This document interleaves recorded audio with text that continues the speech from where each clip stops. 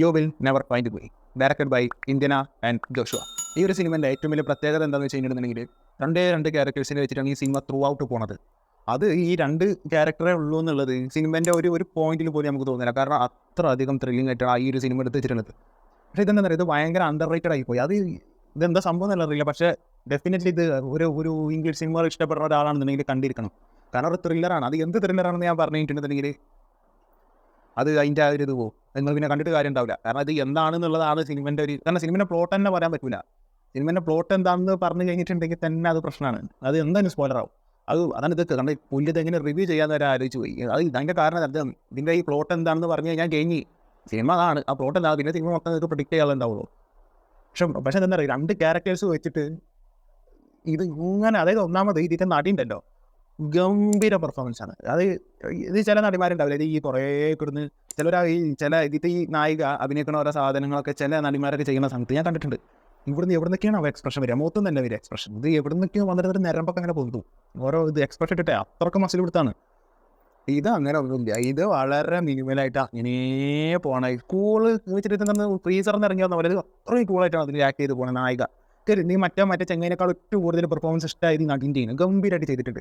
ഈ നടന് ഇത് മോശമാണെന്നുള്ളതല്ല, നടനക്ക് കിട്ടിയ സംഭവം അടിപൊളിയായിട്ട് ചെയ്തിട്ടുണ്ടെന്നുണ്ടെങ്കിലും this actress was out of the world. Direction ആണെന്നുണ്ടെന്നുണ്ടെങ്കിൽ പിന്നെ അങ്ങനെ പോകണം. ആ ഒരു സംഭവം ഉണ്ടല്ലോ, അത് ഈ എന്താ പറയുക, ത്രില്ലടിപ്പിക്കാം. അതാണ് ഇത് ഒന്നിനും ഒരു സംഭവം. അതായത് ആൾക്കാർ ഇങ്ങനെ ത്രില്ലടിച്ച് ഇങ്ങനെ നിൽക്കണം, അതിനായിട്ടൊരു സാധനം ഇതിലില്ല.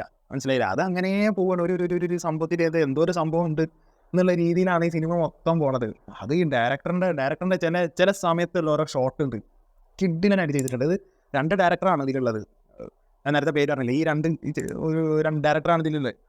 പക്ഷേ അവർ രണ്ടാളും കൂടെ എടുത്ത് രണ്ട് ഡയറക്ടർമാരെ പണി ഉണ്ട് ഇതിൽ. അത് ഞാൻ കണ്ടു കഴിയുന്ന സമയത്ത് നിങ്ങൾക്ക് മനസ്സിലാവും. കാരണം പ്രത്യേക സമയത്ത് ഒരു സിനിമേൻ്റെ ഒരു എന്താ പറയുക, ടേണിംഗ് പോയിന്റ് എന്ന് പറഞ്ഞ ഒരു സ്ഥലമുണ്ട്. അവിടെ നിന്നൊക്കെയുള്ള കുറച്ച് ഷോട്ടുകളുണ്ട്, അടിപൊളി.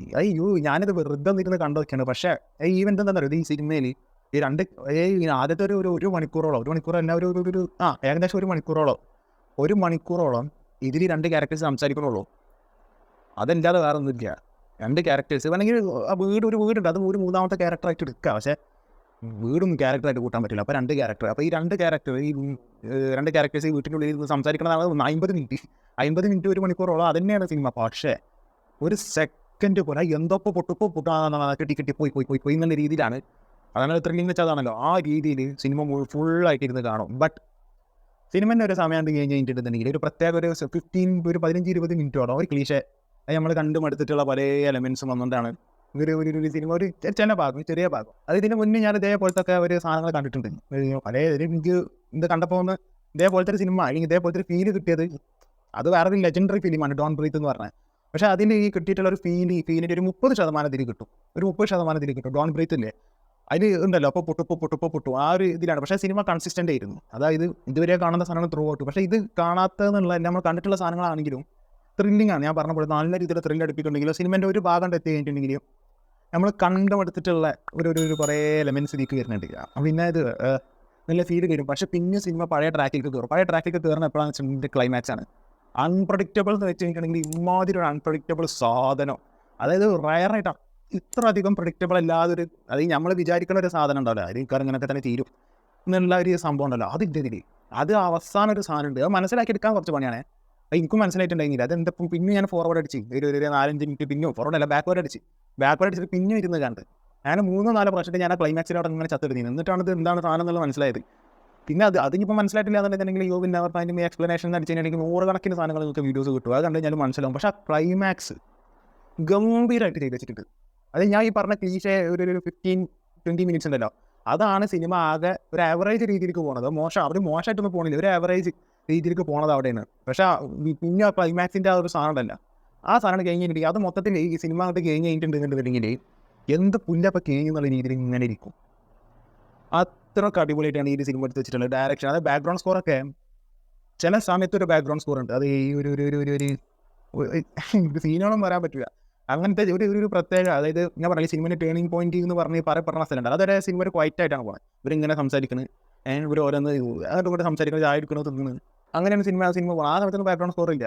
പിന്നെ അത് ഒരു സ്ഥലത്ത് ഇങ്ങനെ വരുമ്പോൾ അങ്ങനെ ത്രില്ലിങ്ങനെ സിനിമേൻ്റെ ഫേസ് ഇങ്ങനെ കയറി പോകുന്നതിനനുസരിച്ചിട്ട് ചില ബാക്ക്ഗ്രൗണ്ട് സ്കോർ ഉണ്ട്. അത് ഈ സിനിമനെ വേറെ എത്തിക്കുകയാണ് സത്യം പറഞ്ഞിട്ടുണ്ടെങ്കിൽ. ഇത് ആരും ചെയ്തു ഞാൻ നോക്കിയിട്ടില്ല, അത് ഗംഭീരമായിട്ട് വന്നിട്ടുണ്ട്.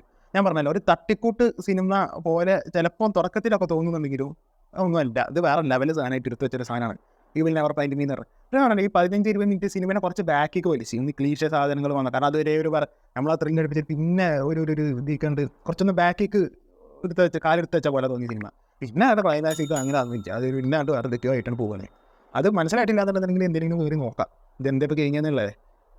അപ്പോൾ സിനിമ ഡെഫിനറ്റ്ലി കണ്ടിരിക്കാൻ വേണ്ടി ശ്രമിച്ചത്. ഞാൻ ഗൂഗിളിൽ അടിച്ച് നോക്കിയപ്പോൾ 2023 ഇറങ്ങിയ സിനിമയെന്ന് പറഞ്ഞത്. പക്ഷേ അത് ഞാൻ കണ്ടെടുത്ത് റിലീസ് ഇൻ 2024 എന്നാണ് കണ്ടിട്ടുള്ളത്. പിന്നെ ട്രെയിലറൊക്കെ 2 മാസം മുന്നേ ഇറങ്ങിയിട്ടുള്ളൂ. 2 മാസം മുന്നേ ഇറങ്ങിയ ട്രെയിലർ എങ്ങനെ 2023 ഇറങ്ങിയ സിനിമ അതെന്തായാലും. അപ്പോൾ 2024 2 മാസമായിട്ട് മുന്നേ ഇറങ്ങിയ ഒരു അടിപൊളി സിനിമയാണ് ഇത് U will never find me എന്ന് പറഞ്ഞത്. സോ നിങ്ങൾ സിനിമ കണ്ടിട്ടുള്ള ആൾക്കാരാണെന്നുണ്ടെങ്കിൽ താഴെ കമൻറ്റ് ബോക്സിൽ അഭിപ്രായം പങ്കുവെക്കുക. This is Sachu talks signing out.